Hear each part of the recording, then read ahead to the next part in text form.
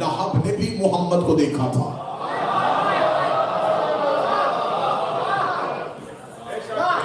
لیکن فیضان ابو طالب کے پاس.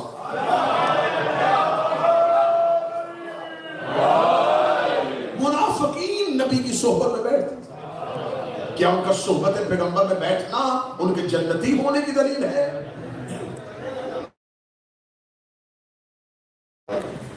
وہ صحبت پیغمبر میں بیٹھ گئے.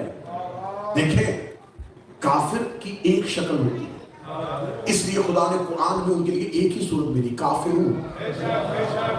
مسلمان کی ایک شکل ہوتی ہے، اللہ ایک صورت بھیجتا مسلمون. اللہ نے مسلمانوں کے لیے مسلمون نہیں بھیجی، دو صورتیں بھیجی مومنون.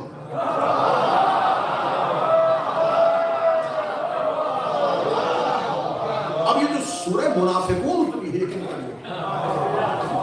اس کا مطلب لوگ موجود تھے جن کے دلوں میں کچھ تھا، زبان میں کچھ تھا.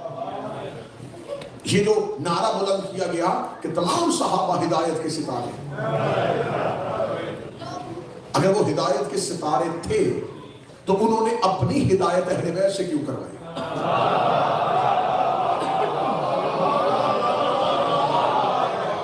مولانا مرزا صدیق حسن صاحب لکھنؤ والے ہوتے تھے، تو ہندوستان میں لکھنؤ کی اخبار میں ایک آرٹیکل چھپا، اس میں ایک مولانا نے اعتراض لکھا. اس نے کہا دیکھیں یہ حدیث ہے کہ صحابہ ہدایت کے ستارے ہیں، الصحابہ کا نجوم. یہ ان کے ہاں ایک حدیث ہے جس کو وہ کہتے ہیں کہ رسول نے کہا تھا میرے صحاب کی مثل جو ہے وہ ستاروں کی طرح. تو اس نے ایک آرٹیکل چھاپا اور اس نے لکھا کہ رسول کی حدیث ہے کہ میری اہل بیت کی مثال کشتی نوح کی ہے. رسول اہل بیت کی کمثل سفینۃ نوح، میری اہل بیت کی مثال کشتی نوح کی. اور اس نے کہا کہ نبی کی حدیث ہے کہ میرے صحابہ کی جو مثل وہ ستاروں کی. تو اس نے کہا شیعوں کو سمجھ لینا چاہیے کہ کشتی ہمیشہ ستاروں کو دے کے چلتی ہے. کشتی جب چلتی ہے تو وہ ستاروں کو دے کے چلتی ہے. تو اس کا مطلب ہے کہ اگر صحابہ ستارے ہیں اور اہل بیت کشتی ہے تو یہ کشتی سوائے ستاروں کے نہیں چلے گی. اہل بیت صحابہ کے بغیر نہیں چلیں گے. اگلے دن مرزا صدیق حسن نے اس کا جواب اسی اخبار میں آرٹیکل کے میں چھاپ دیا. انہوں نے کہا مولانا بات پوری نہیں سمجھے تھے. اہل بیت کی مثال سفینہ نوح کی ہے، اور جب نوح کی کشتی نکلی تھی تو آسمان پہ ستارے نہیں تھے.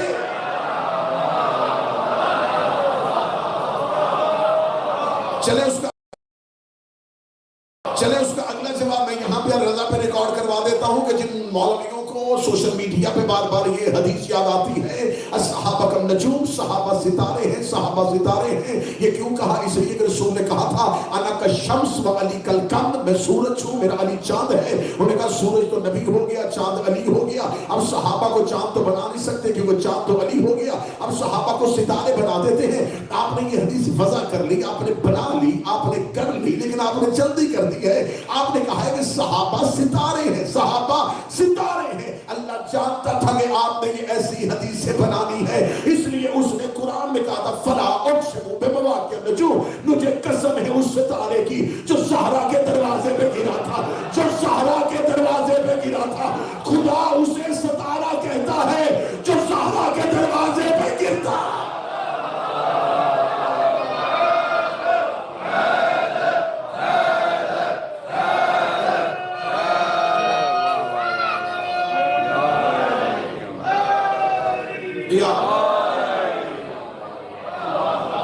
صحابہ ہدایت کے ستارے ہیں. وہ ستارہ تو آپ کہیں زہرا کے دروازے جو زہرا کے دروازے پہ آئے گا ہمارے لیے وہ ستارہ.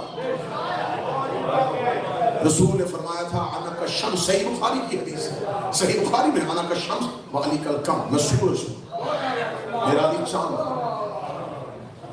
جب تک سورج رہتا ہے سانپ بلوں میں رہتے ہیں، درندے جنگلوں میں رہتے ہیں، کیڑے زمین کے اندر رہتے ہیں. جو ہی چاند طلوع ہوتا ہے چور بھی باہر آ جاتے ہیں، لٹیرے بھی باہر آ جاتے ہیں، سانپ بھی باہر آ جاتے ہیں، کیڑے بھی باہر آ جاتے ہیں. محمد سورج ہے، علی چاند ہے. جب تک دور نبوت رہا سب اندر رہے.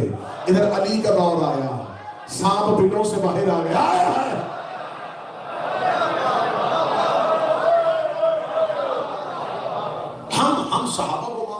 آپ یہ بتائیں کہ غدیر کی بیعت کو توڑ کے یہ بیعت کیوں؟ دوسرا سوال میں اس کیمرے کی موجودگی میں ریکارڈ کروانا ہے. آپ کہتے ہیں کہ آپ شیعہ صحابہ کو نہیں مانتے. میں صحابہ کرام کی ایک طویل فہرست آپ کو دینے کے لیے تیار ہوں جن کو آپ بھی نہیں مانتے. مجھے آج تک کبھی کسی جگہ پہ حضرت ابو ذر سیمینار نظر نہیں آیا.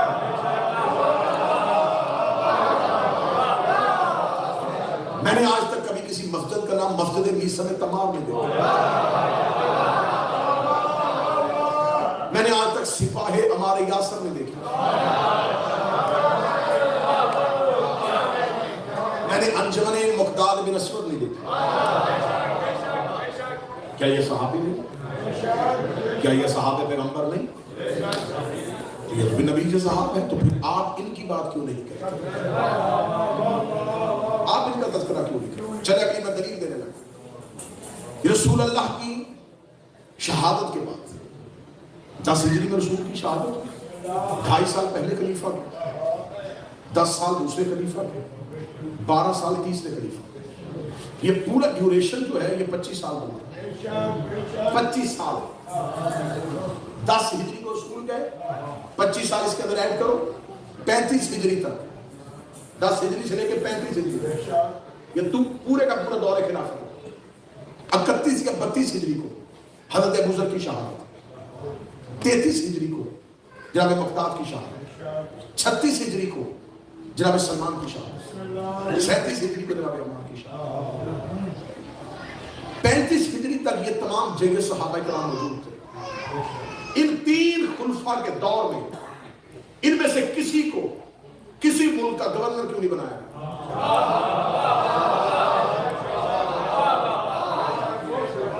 سلطنت اسلامیہ آذربائیجان، مصر، حتیٰ کہ ہندوستان اور ایران تک پہنچی ہے. ان 3 خلافتوں کے دور میں ایران فتح ہوا، آذربائیجان تک گئے، مصر تک گئے. کہاں تک سلطنت اسلامیہ کا دائرہ پھیلا. یہ سارے جگہ صحابہ کرام موجود تھے، نبی کے خاص لوگ. یہ وہ لوگ تھے کہ ابو ذر کے بارے میں نبی کی حدیث سے زیادہ سچا زمین نے اٹھایا. ہمارے جاسم مقداد جن کے نبی کی حدیث کے بھید تھے، یہ لوگ موجود تھے. ان کے ہوتے ہوئے خالد بن ولید کو گورنر بنایا جائے، عمر بن عاص کو گورنر بنایا جائے، چن چن کے اہل بیت کے دشمنوں کو حاکمیت دی جائے. تو کیا ان صحابہ کرام کو کیوں ان دور میں، ان 3 خلفاء کے دور میں ان میں سے کسی کو گورنر کیوں نہیں دی گئی؟ کسی کو مدائن کا گورنر بنایا جاتا، کسی کو وزیر خزانہ بنا دیا جاتا، کسی کو کسی ملک کا گورنر بنا دیا جاتا. ان کا گورنر نہ بننا، ان کا حکومت کے کسی بھی امور میں شریک نہ ہونا، پھر 2 باتوں میں سے ایک بات تو آپ کو ماننی پڑے گی. یا حکومت انہیں اس اہل نہیں سمجھتی تھی، یا یہ حکومت کو اس اہل نہیں سمجھتی. یا تو یہ نہیں سمجھتے تھے کہ یہ حکومت اس اہل ہے کہ ہم اس میں شامل ہو سکتے. اگر آپ یہ کہیں کہ یہ اس اہل نہیں تھے تو یہ بڑے اہل تھے. یہ پیغام اہل سنت دوستوں تک پہنچانا چاہتا ہوں کیمروں کی موجودگی. ان 25 سالوں میں جو 3 خلفاء کے دور تھے، ان میں کتنی فتوحات ہوئی، کتنے اسلامی لشکر گئے. کسی ایک لشکر میں علی کیوں نہیں گئے؟ سامنے میں آپ کے مذہب کی وضاحت کر. وہ علی جو بدر، احد، خندق، اسلام کے 87 غزوات میں سے ہر غزوے میں پہلی صف میں جو کھڑا ہوتا تھا، کیا وہ تلوار کو زنگ لگ گیا تھا؟ کیا وہ علی ضعیف ہو گیا تھا؟ جس نے رسول کے دور میں ہر لشکر کی کمانڈری کی تھی، وہ ان 3 خلفاء کے دور میں کسی لشکر میں کیوں نہیں گئے؟ پھر مانو یا یہ لشکر اسلامی نہیں تھے. حضور حقائق کو ہڑپ کرنا، سامنا کرو حقائق. ہم اسی جگہ پہ کھڑے ہیں جہاں پہ علی نے ہمیں کھڑا کیا ہے.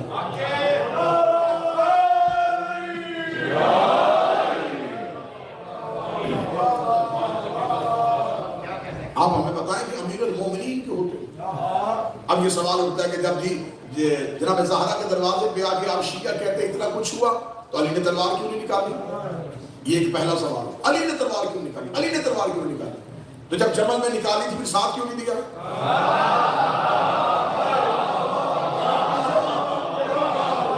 جب سفین میں نکالی، اگر علی تلوار نہ نکالے تو پھر بھی علی پہ اعتراض، اور علی اگر جمل میں لڑے تو پھر بھی علی پہ اعتراض۔ اس کا مطلب تمہیں علی کے لڑنے سے مسئلہ نہیں ہے، تمہیں علی سے مسئلہ ہے۔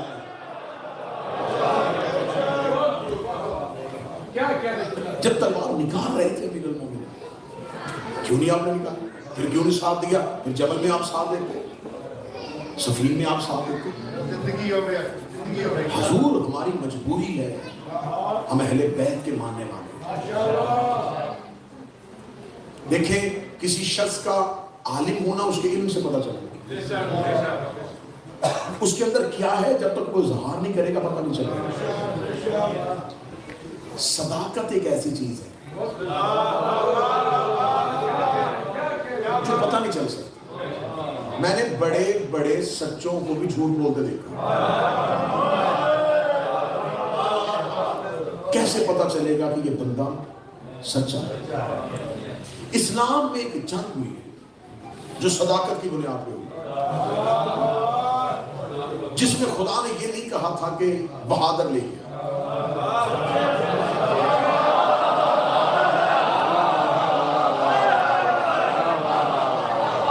سچے خدا نے کہا تھا کہ اس جنگ میں کوئی بہادر نہیں چاہیے، صرف ایک کنڈیشن، سچے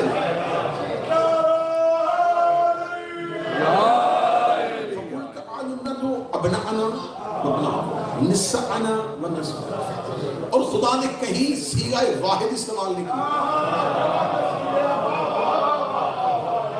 کثرت کے سیغے استعمال، جتنے بھی لے کے آ سکتا اللہ۔